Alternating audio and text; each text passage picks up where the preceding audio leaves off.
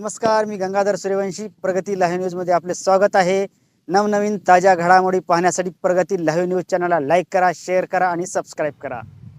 बसवंत घेवारे लिखित जमा खर्च आयुष्याचा या आत्मचरित्र पुस्तकाचा प्रकाशन सोहळा मोठ्या उत्साहात नियोजन भवन जिल्हाधिकारी कार्यालय येथे संपन्न झाला.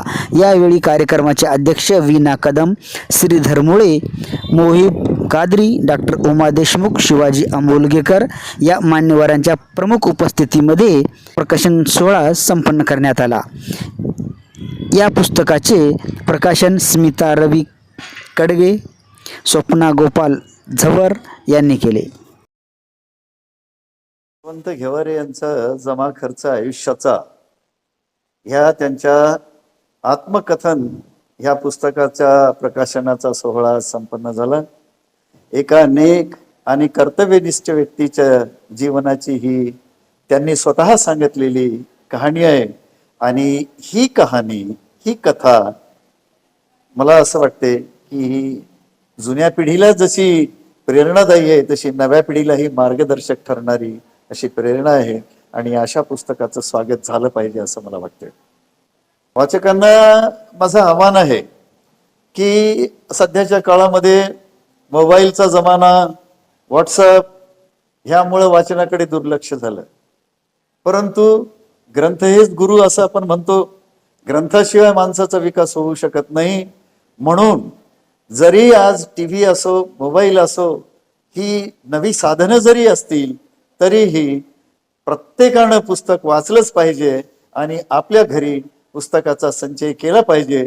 त्यामुळंच पुस्तकाच्या वाचनामुळंच माणसाचं जीवन विकसित होईल आणि त्याच्या जीवनामध्ये ज्या काही समस्या उद्भवतील त्या वाचनातूनच त्याला सोडवता येईल आणि यशाकडे चांगली वाटचाल करता येईल.